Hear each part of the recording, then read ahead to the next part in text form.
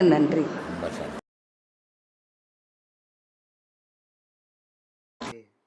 அப்ப குரு அதாவது குரு சமாதி அடைஞ்ச பின்னாடி சீடர்கள் வந்து அங்க போய் எது பண்ணலாம் எது பண்ணக்கூடாது? சீடர்கள் நாங்கள் தான் வாங்கக்கூடிய பாடத்தை பண்ணணும், தன்னோட குருவை கொண்டாடணும். அதுக்கான குருவுக்குன்னு ஒரு நாள் இருக்கும். அதுக்கு முன்னாடி அவர் பிறந்த நாள் கொண்டாடிக்க மாட்டாரு, வேற எந்த நாளும் அவர் கொண்டாடிக்க மாட்டார் குருவானவர். ஆனால் அன்னைக்கு தான் அவர் பிறந்திருக்காரு. நியாயமா பார்த்தா குருவானவர் என்னைக்கு பிறந்திருக்காரு? சமாதி நாள் தான் அவருக்கான பிறந்த நாள். இனி பிறப்பே இல்லாத ஒரு நாளுக்கு போயிருக்காரு. அப்போ அந்த நாள் கொண்டாடணும். எதுக்காக கொண்டாடணும்? நாளைக்கு எனக்கும் குரு கொடுப்பாரு அந்த நாளை. புரியுதுங்களா? இப்போ சீமந்தம் பண்ணுறாங்க, பண்ணியிருக்கீங்களா? சீமந்தம் பண்ணும்போது என்ன பண்ணுவாங்கன்னா, யாருக்கு பண்ணுவாங்க? ஒரு புள்ளதாச்சி பொம்பளைக்கு 7ஆம் மாதம் 5ஆம் மாதம் 9ஆம் மாதம் பண்ணுவாங்க. இதை பண்ணும்போது என்ன பண்ணோம், குழந்தை இல்லாத, கல்யாணம் ஆயிடுச்சு ரொம்ப நாள் ஆயிடுச்சு, குழந்தை இல்லாதவங்களையும் கூட்டிட்டு வந்து பக்கத்தில் உட்கார வச்சு அந்த மாலை அந்த வலைகள் எல்லாத்தையும் போட்டு அந்த பொண்ணுக்கும் பண்ணுவாங்க. ஆனால் கன்சீவ் ஆகலை. ஏன் பண்ணுறாங்க? நாளைக்கு அது எதிரொலிக்கும். மனம் தானே சாமி எல்லாத்துக்கும் காரணம். தன்னை அதை மிகப்படுத்தும் போது மனம் எதை நினைக்குதோ அதுவும் ஆகக்கூடிய சக்தி அந்த உடம்புக்கும் கிடைக்கும். அதனால என்ன பண்றாங்க பெரியவங்க? எவ்வளவு புத்திசாலி பாரு நம்ம ஆளுங்க, எவ்வளவு பெரிய விஞ்ஞானியா இருக்கணும். எவ்வளவு பெரிய விஷயத்த சர்வசாதாரணமா செஞ்சுக்கிறாங்க. மனம் நினைச்சால் கருவில்லாத குழந்தைக்கும் கரு வரும். அது அவ்வளோ பெரிய விஷயத்த சர்வசாதாரணமா செஞ்சுக்கிறாங்க. இருக்குதா? இருக்கு. அதுதான்மா, மனசுக்கு அவ்வளோ விஷயம் இருக்குது. அதை நமக்கு தெரியாமலே நமக்கு பண்ண வச்சுக்கிறாங்க. அந்த மாதிரி ஒரு குருவை கொண்டாட கொண்டாட கொண்டாட கொண்டாட தனக்கும் அந்த பாவனை வந்துடும். ராமகிருஷ்ணர் பேசினே இருப்பார். யாரை பற்றி பேசுவார்? ஊர்கதை பேச போதில்ல, இறைவனை பற்றியே பேசின்னு இருப்பார். இறைவனை பற்றியே பேசினு பார்த்தீங்கன்னா அவரு இறைவன். அப்போ ஒரு இளைஞர், அப்போ ஒரு ஆணுக்கும் பெண்ணுக்கும் நம்ம அதாவது எந்த வயசுல இந்த ஆன்மீகத்தில் வரதுக்கு வாய்ப்பு இருக்கு? பொண்ணும் பொருளும் அருளும் சொன்னதுல பொருள் அருள் தான் முக்கியம்னு சொல்லிட்டீங்க. அருளுக்கு வந்துட்டு இந்த ஆன்மீகத்துக்கு வர்றதுக்கு எந்த வயசுல வரணும்? அதாவது கல்யாணம் முடிஞ்சதுக்கு அப்புறம் வரணுமா? அது எப்படிங்க? எனக்கு அதான் தெரியல. இதுக்கு வயசு ஒரு தடையே இல்லை சாமி. வயசு வருது இல்லை. இப்போ சின்ன பிள்ளையா இருக்குது, சொன்னா தெரியும்.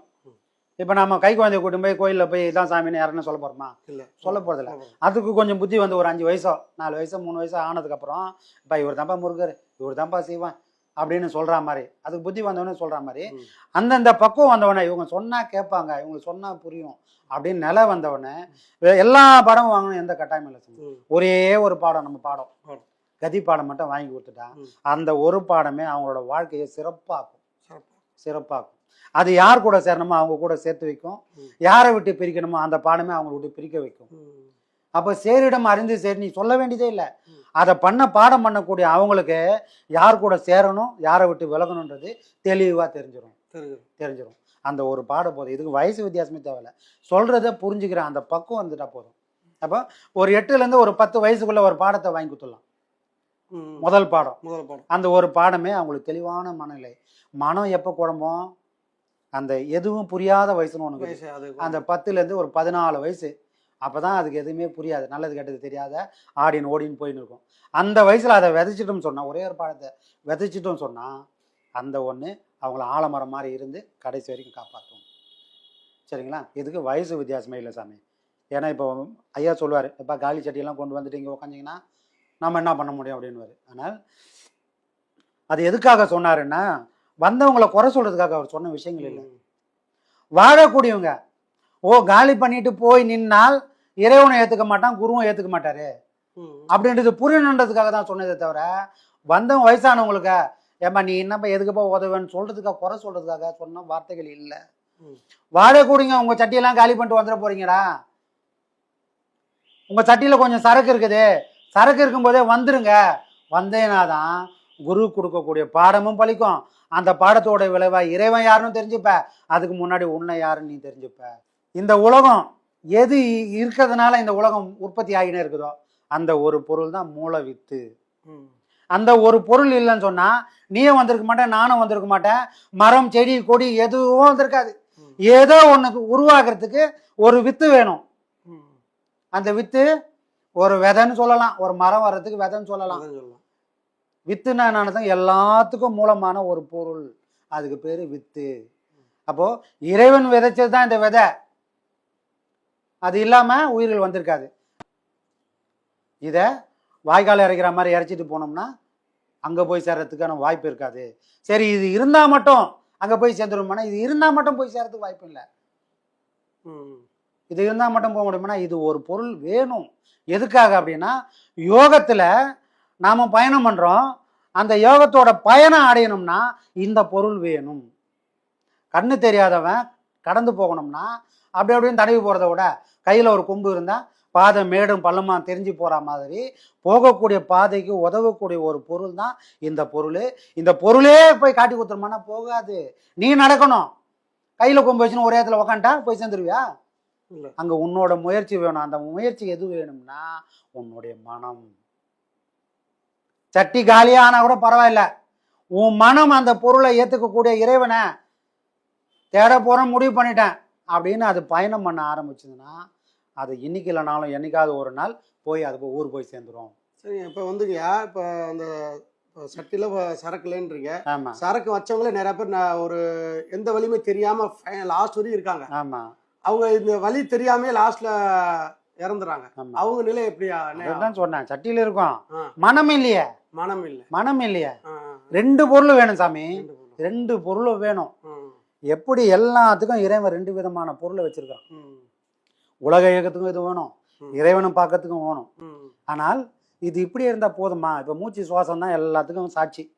இந்த உயிர் கரை போகணும், கரை போய் கடவுளை போய் அடையணும்னாலும் இந்த மூச்சு இல்லாம போக முடியாது, இல்ல செத்தும் போகலாம். அப்போ இந்த மூச்சு இப்படியே சதா ஓடினுங்கிற மூச்சு எதை கொண்டு எந்த வாகனத்துல ஏறினதுனால இது வரைக்கும் போகாத அனுபவத்துல அது காணுது. சதா மூச்சு இப்படி ஏறி இறங்குது, அவன் செத்து போறான். எல்லா உயிரும் செத்து தான் போகுது, வாழலை. ஆனா ஒரு சிலர் மட்டும் இந்த மூச்சை ஏதோ ஒரு விஷயம் பண்ணி, ஏதோ ஒரு வசியம் பண்ணி செத்து போற நிலையில இருந்து சாகாத நிலைக்கு கொண்டு போறாங்க. இந்த மூச்சு வெளியே போனா அது செத்த கால். இந்த மூச்சு வெளியே போகாம எனக்குள்ள ஓடுங்கன்னா அது சாகா கால். அப்ப செத்து போற மூச்சை சாகாம பண்ணக்கூடிய சக்தி எதன் மூலியமா கிடைக்குது அப்படின்னா இந்த மனம்தான். இந்த மனம்தான் இந்த மூச்சை கொண்டு போகக்கூடிய வாகனம். வெறும் மூச்சு இப்படி போய் இப்படி வந்து வெளியே போய் என்ன இருக்கும், அது விரயமாகி ஒரு நாள் காலி ஆயிடும். அப்போ இந்த ஒரு பொருள் இருந்தா போதுமானா இந்த ஒரு பொருள் மட்டும் பத்தாதுப்பா. இந்த ஒரு பொருளை கடத்திக்கின்னு போகக்கூடிய சக்தி இன்னொரு பொருளுக்கு இருக்குது.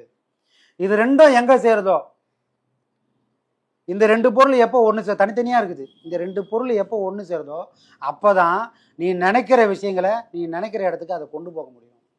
அந்த பொருள் என்னன்னா அதுதான் மனம். இந்த மூச்சு நான் எங்க நினைக்கிறேனோ அங்கே கொண்டு போனோம்னா அது மனம் இருந்தால் மட்டும்தான் முடியும். மனம் என்ற ஒரு வாகனம் தான் அந்த மூச்சை கொண்டு போய் எங்கே கொண்டு போய் சேர்க்கணுமோ அங்கே கொண்டு போய் அதை சேர்த்து என்ன நடக்கணுமோ அதுக்கான விளைவுகளை அது ஏற்படுத்தி கொடுக்கும். அப்போது விந்துவாக இருந்தாலும் காற்றாக இருந்தாலும் எது இருந்தால்தான் பயன்படும்னா உன் மனம் பரிசுத்த நிலையில் இருந்தால் மட்டும்தான் இந்த ரெண்டு பொருளுமே பயன்படும். மனம் கெட்டு போய் இந்த ரெண்டு பொருளும் நல்லா தான் இருக்குதுனாலும் அது ஒரு மிருகத்தை மாதிரி வாழ்ந்து ஒரு நாள் செத்து போயுமே தவிர அதுக்கும் பயன்படாது, இறைவனுக்கும் அவன் பயன்பட மாட்டான். எந்த நோக்கத்துக்காக இறைவன் இங்கே அமிச்சானோ அந்த நோக்கம் கடைசி வரைக்கும் செல்லாது.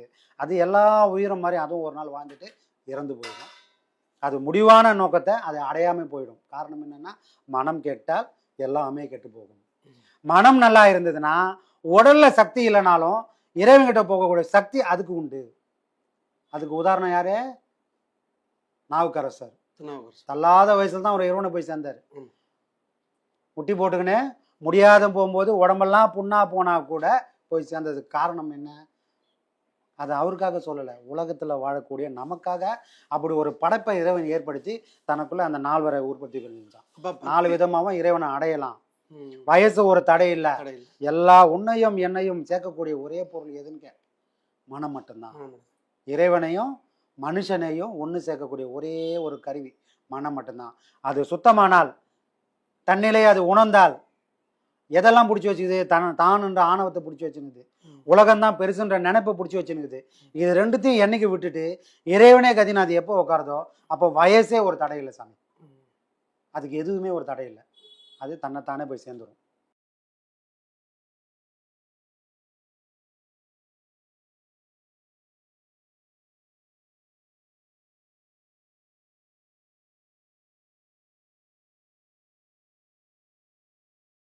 அப்போது நீங்கள் தூய பக்தி மட்டும் பண்ணுங்கன்னு சொல்லி இவர் வள்ளலார் ஐயாவும் சொல்லியிருக்காரு. சரி, அது தூய பக்திங்கிறது எப்படி? அது எந்த நேரமும் கடவுள் நினைப்போட வாழும்.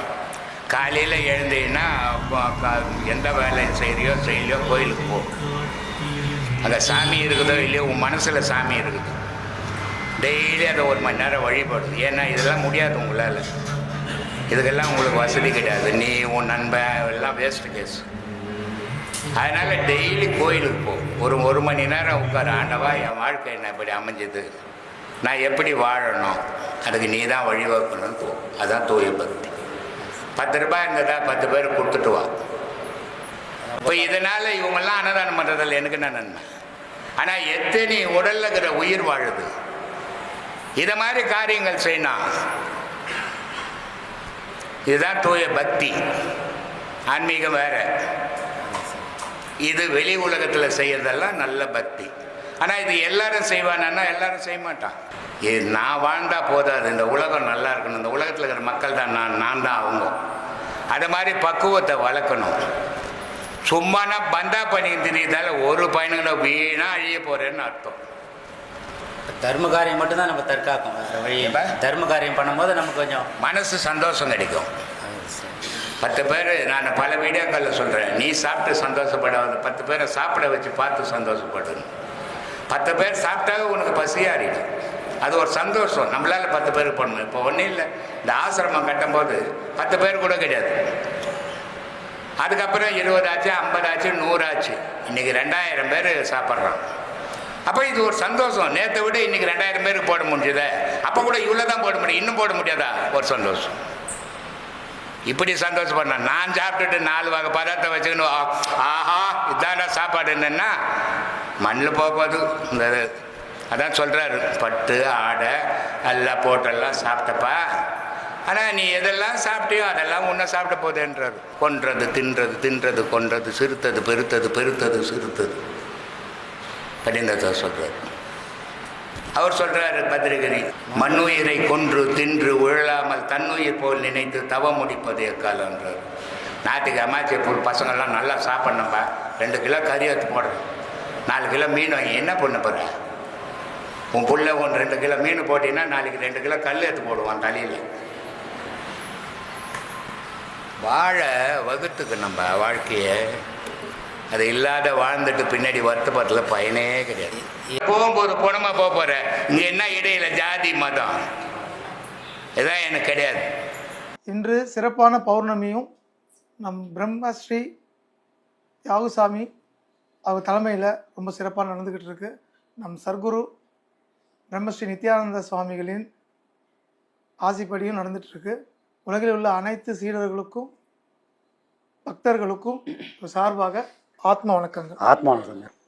ஒரு கேள்வி, குரு இல்லையேல் ஆசிரமம் இல்லை, குருவும் ஆசிரமமும் இல்லை என்றால் ஆன்மீகம் இல்லை, மூன்றும் இருந்து சீடர்கள் இல்லை என்றால் குருவிற்கும் ஆசிரமத்திற்கும் பெருமை இல்லை. அப்படி இருக்க யார் சிறந்தவர்கள்? குருவை தவிர வேறு எதுவும் சிறந்ததில்லை சாமி. ஆசிரமமோ வேறு எதுவுமே சிறந்ததில்லை. ஏன்னா குருன்றவர் யார்? ஒரு அடையாளம் இல்லை.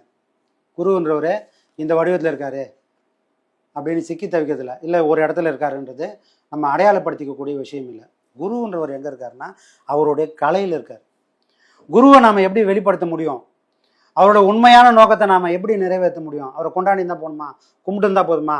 இப்போ சமாதிக்கு போய் கும்பிட்டா போதும் அப்படின்னா போதுமானா அது இல்லை. அவருக்கு அதுக்காக வரல, அதுக்காக அவர் காலம் ஃபுல்லாக பாடுபடலை.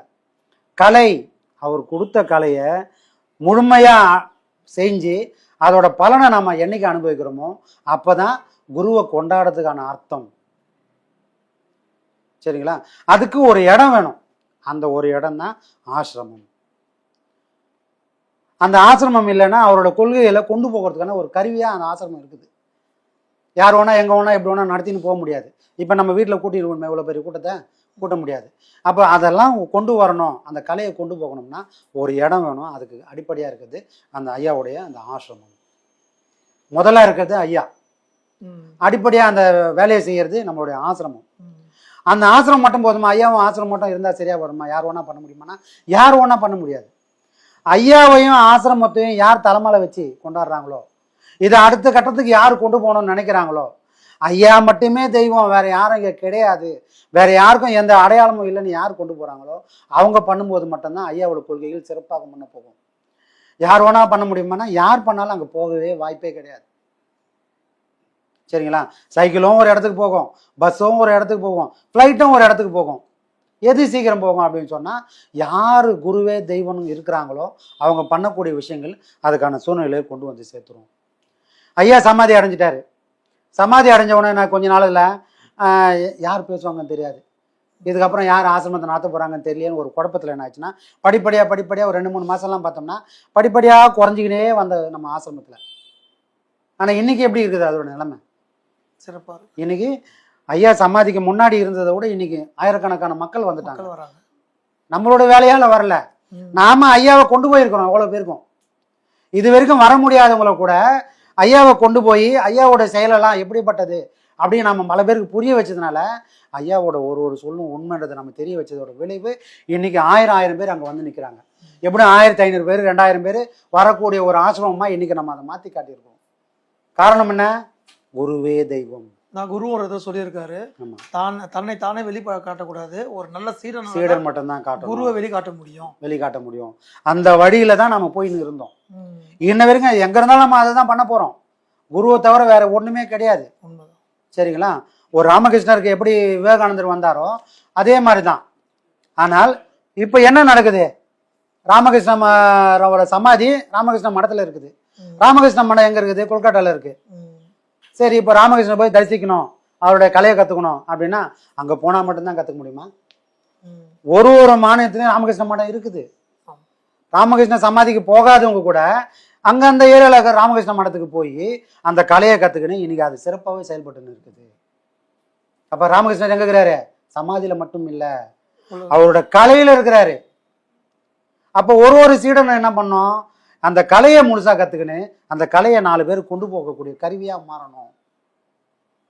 அப்போ முதல்ல அந்த அறியாமை இருள முதல்ல நிற்கணும். ராமகிருஷ்ணர் எப்படி சமாதியில இல்லையே வரும்? ராமகிருஷ்ணன் கல்கட்டால மட்டும் இல்லை, அவரு இந்தியா முழுக்க இருக்கிறாரு, இந்த உலகம் முழுக்க இருக்கிறாரு. எப்படி இருப்பாரு? அவரை உள்வாங்கக்கூடிய சீடன் மனசுல இருக்கிறார், சமாதியில இல்லை. ஒவ்வொரு மனுஷனுடைய ஒவ்வொரு சீடனுடைய அந்த ஆழ்ந்த ஞானத்துல இருக்கிறாரு. அந்த உள்வாங்கக்கூடிய சக்தி நமக்கு இருந்ததுன்னா நம்ம மனசுல அவர் இருப்பாரு. அப்போ அவருக்காக செய்யக்கூடிய செயல்கள் எல்லாமே சிறப்பாகவே நடக்கும். அதை வேற மனம் கொண்ட யாராலையும் அந்த சிறப்பான செயல்களை செய்யவே முடியாது. ஆசிரமம் இருந்தாலும் செய்ய முடியாது, குருநாதரோட சமாதி இருந்தாலும் செய்ய முடியாது. ஏன்னா என் மனம் குருநாதரை ஏத்துக்கல. அதான் சாமி அடிக்கடி சொல்லுவாரு, மண்மனம் எங்குண்டோ வாயு அங்குண்டு, மண்மனம் எங்கு இல்லையோ வாயு அங்கு இல்லை. குருநாதர் என் மனசுல இருந்தாதான் நான் செய்யக்கூடிய செயல் எல்லாம் குருநாதன் இருப்பாரு. அப்போ யார் நடத்தினா ஒரு சிறப்பாக இருக்கும் அப்படின்னா குருநாதரை கொண்டாடக்கூடிய கூட்டங்கள் அங்கே இருந்தால் மட்டும்தான் அவருடைய செயல்கள்லாம் அந்த கொள்கைகள் எல்லாம் சிறப்பாக நம்ம கொண்டு போக முடியும். அப்போ எல்லாத்துக்கும் அடிப்படையாக இருக்கக்கூடிய ஒரே ஒருத்தர் யாருன்னா நம்ம குருநாதர் மட்டும்தான். குருநாதரை ஒரு ஓலை குடிசிலேருந்து கூட நம்மளால் கொண்டு போக முடியும். ஆசிரமம் பிரம்மாண்டமாக ஆசிரமம் இருந்தால் தான் குருநாதரை கொள்கைகளை கொண்டு போக முடியும்னா அதெல்லாம் ஒன்றுமே கிடையாது. ஓலை குடிசில் உக்காஞ்சி கூட நாளைக்கே கூட அதை பண்ண முடியும் நம்மளால. உண்மைதான் சார். சரிங்களா? அதனால குரு மட்டும்தான் சாட்சதம், மற்ற எல்லாமே போய்.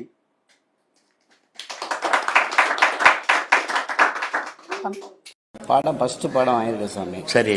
2வது படமும் வாங்கியிருக்கேன் சார். சரி. இது பால் தயிர் இதில் சேர்த்துக்கலாமா சார்? எல்லாம் சேர்த்துக்கலாம். நைட்டில் தான் சாப்பிடக்கூடாது. இதில் சாப்பிடக்கூடாத பொருள் பாவக்காய், தயிர், மோர். இது ராத்திரியில் இந்த பாடத்தில் இருக்கிறவங்க யாரும் சாப்பிடக்கூடாது. சாப்பிட்டீங்கன்னா ஜீரணமாகாது, பேதி வச்சுடும். அதனால் பகலில் எவ்வளோ ஒன்றாலும் சாப்பிடலாம். கீரை இந்த 4 ஐட்டம் மட்டும் நைட்டில் சாப்பிடக்கூடாது. எந்த வித ஊறுகாய் கூட புதினா ஊறுகாய் தான் இது அப்படின்னு சாப்பிடக்கூடாது நைட்டில். பகலில் நீ எவ்வளோ ஒன்றாலும் சாப்பிடலாம், ஒன்றும் பண்ணாது. ஆனால் ராத்திரியில் சாப்பிட்டீங்கன்னா தொல்லை கொடுத்துரும் உடம்புக்கு. ஏன்னா நீங்கள் உடலோட உறவாடினீங்கன்னா உள்ளே போனது ஒன்றும் வேலை செய்யாது. உயிரோடு உறவாடும் போது உள்ளே வந்து தொல்லை கொடுத்துடும். அதனால் ராத்திரியில் யாருமே இந்த இப்போ இங்கே உட்காந்துங்கிற எல்லா சீடர்களுக்கும் சேர்த்தாம்பா சொல்கிறேன், ராத்திரியில் கீரை, தயிர், மோர், பாவக்காய் இந்த 4 ஐட்டம் சாப்பிடக்கூடாது யாருமே. சாப்பிட்டீங்கன்னா உடம்பு உபாதை கொடுத்துரும். பகலில் நீங்கள் எவ்வளோ வேணாலும் சாப்பிடலாம். அதனால் நைட்டில் எல்லாம் சாப்பிடக்கூடாதுப்பா. அது முதல்ல அசைவத்தை விடணும், அசைவன்ற பக்கம் போகக்கூடாது. நம்மளா தொல்லை கொடுத்துரும் உடம்புக்கு. ஏன்னா நீங்கள் உடலோட உறவாடினீங்கன்னா உள்ளே போனது ஒன்றும் வேலை செய்யாது. உயிரோட உறவாடும் போது உள்ளே வந்து தொல்லை கொடுத்துடும். முதல்ல அசைவத்தை விடணும், அசைவன்ற பக்கம் போகக்கூடாது. சாப்பிடக்கூடாது யாருமே. சாப்பிட்டீங்கன்னா உடம்பு உபாதை கொடுத்துரும். இந்த பாடத்தில் இருக்கிறவங்க யாரும் சாப்பிடக்கூடாது. சாப்பிட்டீங்கன்னா ஜீரணமாகாது, பேதி வச்சுடும். அசைவத்தை விடணும், அசைவன்ற பக்கம் போகக்கூடாது. அசைவத்தை விடணும், அசைவன்ற பக்கம் போகக்கூடாது. கூடாது யாருமே. சாப்பிட்டீங்கன்னா உடம்பு உபாதை கொடுத்துரும். இந்த பாடத்தில் இருக்கிறவங்க யாரும் சாப்பிடக்கூடாது. சாப்பிட்டீங்கன்னா ஜீரணமாகாது, பேதி வச்சுடும். கூடாது யாருமே. சாப்பிட்டீங்கன்னா உடம்பு உபாதை கொடுத்துரும். பாதைக்கு வருபவர்கள், குறிப்பாக நம் ஆசிரமம் வருபவர்களுக்கு மது, மாமிசம், பெண்பால் இந்திரியம் விடுவது, இரவு உணவு பழக்கங்கள், குறிப்பாகவே உணவு பழக்கங்கள் பொதுவாகவே என இன்னும் பல கட்டுப்பாடுகள் உண்டு. இதை கட்டுப்பாடாக நினைத்து அடக்க வேண்டுமா, இல்லை இந்த பாதைக்கு வரும்போதே இதையெல்லாம் பொய் என்ற நிலையில் வர வேண்டுமா? எல்லாருக்கும் அந்த பக்குவம் இல்லை சாமி. முதல்ல நாம் ஒரு இடத்துக்கு போகிறோம், கோயிலுக்கு போனோம். கோயிலுக்கு போனால் தூங்கி வந்து அப்படியே போயிடுமா? இல்லை குளிச்சுட்டு அதுக்கேற்ற ஒரு புது துணியோ இல்லை பழைய துணியோ துவச்சி போட்டு கூட போவோம். அழுக்கு துணியெல்லாம் போட்டு போக மாட்டோம், நாமளும் அழுக்காக வைக்க மாட்டோம். அப்போ கோயிலுக்கு போனால் இப்படி தான் போகணுன்னு நமக்கு ஒரு அறிவு இருக்குது.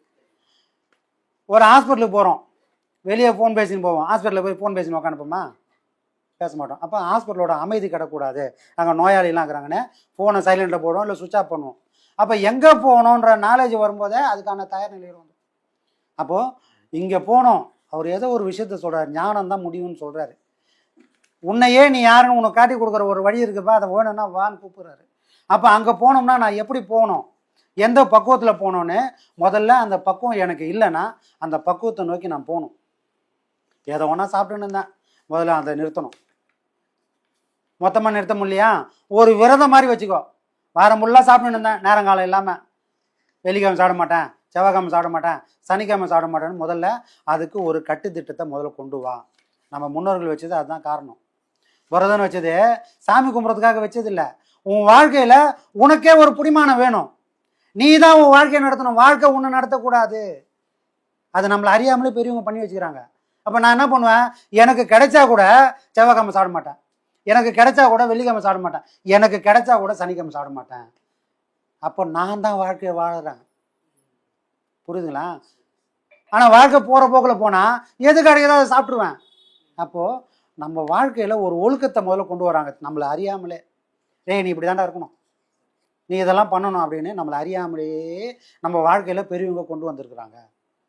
அப்போ இவ்வளோ பெரிய விஷயத்தை அடையணும்னா அதுக்கான பக்குவம் நமக்கு இருக்குதான்னு முதல்ல பார்க்கணும். அப்போ அந்த பக்குவம் வேணும்னா என்ன பண்ணணும், முதல்ல நடை, உடை, பாவனை, இது மூணுத்துலேயும் எப்படி ஒன்றா இருந்த விஷயங்களை போய் இப்படி தான் இருக்குதுன்ற, இப்படி தான் இருக்கணுன்ற ஒரு முடிவை கொண்டு வரணும். அந்த வழியில் நிற்கிறதுக்கான முயற்சிகளை பண்ணணும். அதை பண்ணிவிட்டு இனிமேல் என்னால் இந்த பாடம் வாங்கினா இருக்க முடியும்னு எப்போ தோணுதோ அப்போ வந்து பாடம் வாங்கினா அவங்க எப்பவுமே மனம் தளராமல் போய்கிட்டே இருப்பாங்க. இல்லை ஏதோ சொல்லினுக்கிறாரு, நல்லா தான் இருக்குது கேட்கறதுக்கு, சரி போய் பார்த்தா என்ன அப்படின்னு போனால், போகிற விஷயங்கள் கஷ்டமாக இருந்தால் பாதியிலே திரும்பி விட்டுட்டு வந்த வழியை பார்த்து போயிட வேண்டியது தான். அப்போ முதல்ல நாம் தயாராகிடும் சாமி. இந்த விஷயமே அதுதான். ஐயா வந்து யாரும் இப்படி இருங்க அப்படி இருங்கன்னு சொன்னதே கிடையாது. ஒரே விஷயந்தான் சொல்லுவார், நீ பாடத்தை பண்ணு. நீ பாடம் பண்ண பண்ண பண்ண ஒருவேளை உன்னால் முடியாத விஷயங்கள் கூட இந்த பாடத்தின் மூலிமா முடியும். உன்னால் விட முடியாத விஷயங்களோட இந்த பாடம் உன்னை விட சொல்லிடும். அப்போ உனக்கு வலிக்காது. நீயா விடணும்னு ஒரு முயற்சியை எடுத்தோம்னா உனக்கு வலிக்கும், இல்லை திருட்டுத்தனமாக அதை பண்ண சொல்லும். ஆனால் இந்த பாடம் பண்ண பண்ண பண்ண அது மேலே இருந்த ஆசைகள் நமக்கு விட்டுடும். இதில் என்ன இருக்குது அப்படின்ற கேள்வி நமக்கே வந்துச்சுன்னா அதுக்கப்புறம் அது கிடைச்சா கூட நான் அனுபவிக்க மாட்டேன். அந்த கேள்வியை தான் மனசில் வர வைக்கிறதுக்கு தான் இவ்வளோ பாடமும். நீயா ஏதாவது விடணும் முயற்சி பண்ணனா விடவே முடியாது. அது கும்பலில் இருக்கும்போது நான் ஒழுக்கமாக இருக்கலாம், தனியாக இருக்கும்போது ஒழுக்கமாக இருக்கணுமே. அங்கே என்னை யாரும் பார்க்க மாட்டாங்க, நான் எப்படி இருந்தாலும் யாருக்கும் தெரியாது, நான் கெட்டு போகிறதுக்கான சூழ்நிலைகள் வரும். ஆனால் இந்த பாடம் பண்ண எங்கே போய் பண்ணுறோம்? கும்பலாக பண்ணுறோம், தனிமையாக தான் பண்ணுறோம். அப்போ தனிமையிலே நீ தெரிஞ்சிட்டனா நீ எங்கே போனாலும் உன்னை யாரும் கெடுக்க முடியாது. அதுதான் ஐயா சொல்கிறாரு. ஐயா வந்து எந்த சட்டத்திட்டமும் போடல. ஒரு சில ஆசிரமங்கள்லாம் இவ்வளோ சட்டத்திட்டம் இருக்குது, அப்பியாசிக்கு இவ்வளோ சட்டத்திட்டம், ஆசிரமத்தில் இருக்கிறவங்க சட்டத்திட்டம்னு இருக்குது. ஆனால் நம்ம ஆசிரமத்தில் எந்த சட்டத்திட்டமும் இல்லை. ஒன்னே ஒன்று, நீ பாடத்தை பண்ணு. பாடம் பண்ணா சட்டத்திட்டம் யாரும் உனக்கு போட வேணாம், நீயே உனக்கு போட்டுப்ப. உண்மைதான் சாமி. அந்த சட்டத்திட்டங்கள்லாம் இல்லாதான் நான் வந்தேன். அதுக்கப்புறம் தான் எனக்குள்ளேயே ஒரு சட்டத்திட்டம் வந்துச்சுல்ல. அவர் எதுவுமே சொல்லலை. ஆனால் இப்போ நான் இப்படி தான் இருப்பேன், நம்மளே முடிவு பண்ணிட்டோம். ஆமாம். அந்த ஒழுக்கத்தை இந்த பாடம் முதல்ல கொண்டு வந்துடும். நான் பெரிய மகான் ஆவானா, ஆனால் மனுஷனா வாழணுமா? அந்த மனுஷனா வாழறதுக்காக இந்த பாடம் வரும் சாமி. அதுதான் ஐயா வந்து காலம் ஃபுல்லாக சொல்லியிருந்தது. நீ அதுவாயிடுவே இதுவாயிடும்லாம் வந்துடாத, அந்த மாதிரிலாம் இங்கே ஆக முடியாது. முதல்ல அதெல்லாம் ஆகணும்னா முதல்ல நீ மனுஷனா மாறணும். வால் இல்லை ஆனால் குரங்கா இருக்கிற, கொம்பு இல்லை மாடா இருக்கிற, நகை இல்லை நீ புலியா இருக்கிற, எதுவும் இல்லை ஆனால் மிருகத்தோட எல்லா இயல்பும் உனக்குள்ள இருக்கு. அப்போ நீ என்ன மாறணும்? முதல்ல மனுஷனா மாறணும். மனுஷனா மாறினா அப்புறமா மகானா மாறலாம். சாவறதுக்குள்ள மனுஷனா வர, மனுஷனா தான் இறைவன் படைச்சான். வாழும்போது மாறிட்டேன் நான். என்னோட தேவைகளுக்கு ஏற்ற மாதிரி என்னோட குணத்தையும் செயலையும் மாற்றிக்கினே வந்துட்டேன். ஐயா மாதிரி ஒருத்தர் வந்து தான் நம்மளை தட்டி தட்டி போதும்பா நிறுத்து, இந்த வாழ்க்கை இப்படியே போனோன்னா மரணம் தான் நிச்சயம், பாவத்தோட சம்பளம் மரணம். பாவம்னா எதை சொன்னார்? மூச்சை தான் சொன்னார். இது அதிகமாக நீ சம்பாரிச்சனா மரணத்தில் போய் முடிஞ்சிடும், அதை முதல்ல நிறுத்து. உனக்கு வாழ்க்கை நான் என்னன்னு காட்டுறேன், அந்த வாழ்க்கையை வாழறதுக்கான வழியை காட்டுறேன். இந்த வாழ்க்கையும் வாழலாம், அந்த வாழ்க்கையும் வாழலாம், எதுக்குமே குறையில்லை. எந்த வாழ்க்கை? இல்லற வாழ்க்கையும் உன்னால் வாழ முடியும், ஞான வாழ்க்கையும் உன்னால் வாழ முடியும். ஒரே டைமில் ரெண்டுமே உன்னால் பண்ண முடியும். இதில் எதுவுமே எதுக்கும் தடை இல்லை. அனுபவிக்கிற உன் மனசில் தான் தடை இருக்குது அப்படின்னு அந்த மனசை பக்குவப்படுத்துறதுனால இப்போ நம்ம எல்லாரும் ரெண்டு வாழ்க்கையும் வாழ்ந்து தான் இருக்கிறோம். சரிங்களா? அப்போது எதை சீர்படுத்தின்னு உள்ளே வரணுமோ அதை சீர்படுத்தின்னு உள்ளே வந்துட்டா ஞானம்ன்றது நிச்சயம், இல்லைன்னா அது நிலைக்காது. அப்போ வரவங்க அதுக்கான பக்குவத்தோடு வரணும் சாமி. அதுதான் அடிப்படை.